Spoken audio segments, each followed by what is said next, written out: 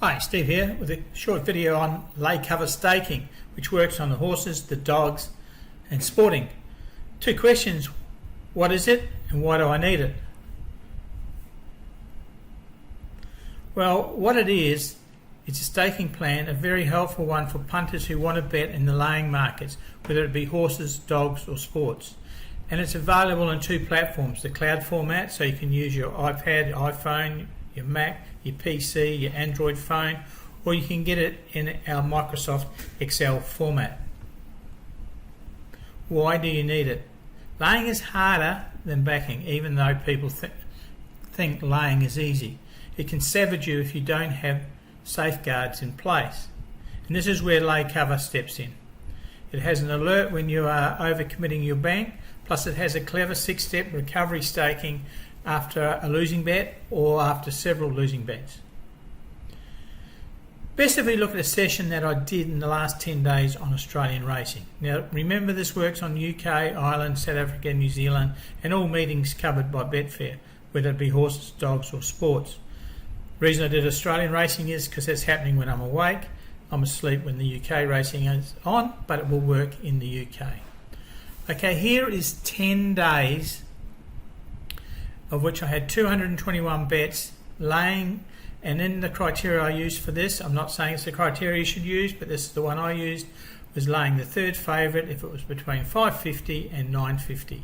And here is the 10 days of betting.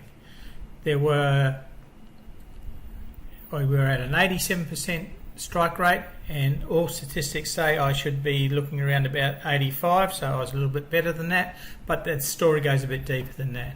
I started with an initial bank of $100 and I was betting 1%, staking 1% of my bank. Initially it was 100, but as the bank grew then it becomes 1% of the growing bank. And the commission, because I'm doing Australia, I used 8%. And the rounding was no rounding, so the bets were in uneven amounts, which is the way I prefer it to be. So we can see here on the graph here, about 62 or 3 bets in, there is an arrow there saying decision to be needed. What did that mean? Well, basically it meant I got this break the bank warning, a pop-up coming up saying the loss of this bet would exceed my current bank. So after Kurubla lost, I had 2 losing bets in a row there, you can see. And in fact, if we go back there, I'll just show you, we actually had 8 bets, 4 of them lost, which is a 50% losing rate, which is not what we should be looking for. We should be getting 85%. So I got this warning, and the next bet I was going to be placing was at 680, and I was having to stake it at 1174, and this meant I was going to go over my bank. In fact, I was going to go over my bank by $2. So this is where, as a gambler, you decide what to do. So in this one here, if you decided you would place one more bet following the staking, because 4 bets out of the last 8 had lost, the odds that you should be obviously coming into a winning sequence, and that's what happened. You can see here. We got our recovery staking back in and back to the beginning before we got another loser. So you can see there, after a few bets, we were back. This line here is our bank running line, our profit running line. You can see that we were back to where we were. So, but what happens if you're cautious and you're saying, okay, I'm going to take notice of this? This is what you would have seen in the first bank here. We had a loss here of $44.33, and this is where the warning popped up on this one here. So if we decided to take the warning, heed the warning and restart again, the next about 160 bets going through here, which finished today, we made $147 profit on our $100 bank. But keeping in mind we'd already lost $44 in that first session, so we came out over the 10 days with $103 profit after commission. We were using 8% commission on Australian racing. But you can see here the win rate had gone for the second session 91%, as opposed to where we were at 78%.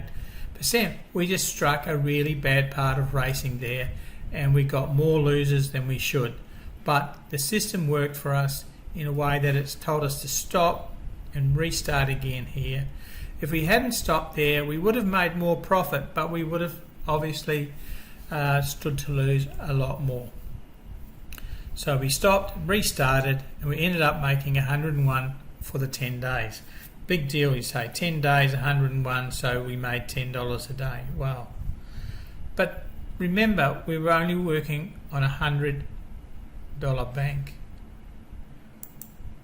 If we were to look at a $500 bank, still betting only 1%, staking 1%, so our very first bet would have been $5 staking on the very first one here.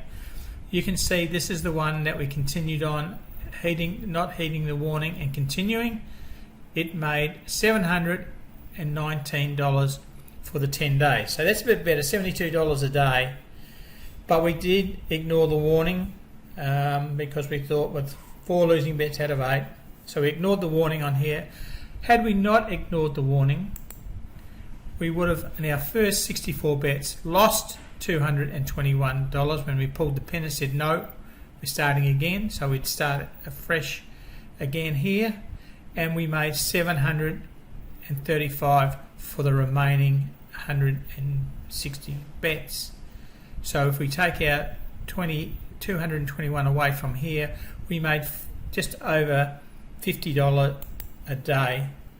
We made about 512, I think, for the 10 days on a 500 bank. So if you're using 1,000 bank at 1%, that would be starting bet of $10, or starting lay of $10. You could see that would have been $1,000 for the 10 days. We doubled our bank, even with all of this going on in the 10 days. From the 500 bank we had, we ended up with a 500 profit.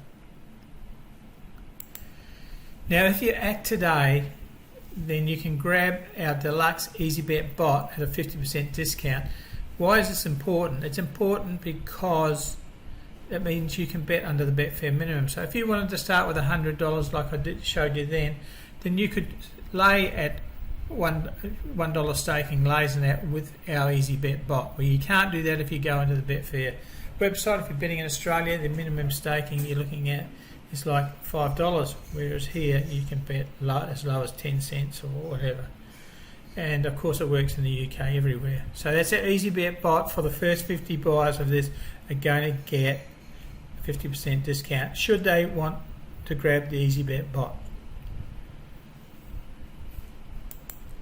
So the only real choice is, do you want it in the cloud version or do you want it in Microsoft Excel? Whichever version you want, and some people grab the cloud version and the Excel versions of our staking because they just like having it mobile, but when they're at home they like the Excel version. Then you can grab both. It's up to you. So if you want to know more, on the sales page there's more videos below that go in depth on how the cloud version presents it and how the Microsoft Excel presents it. So thanks for your time here. LayCoverStaking, if you want to start laying or you are laying and you want a good staking plan, then I recommend LayCoverStaking.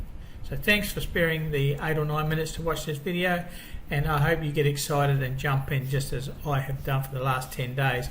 Had a ball using it on the Australian racing, but as I said, hey, it works wherever Betfair are offering the odds. Thank you.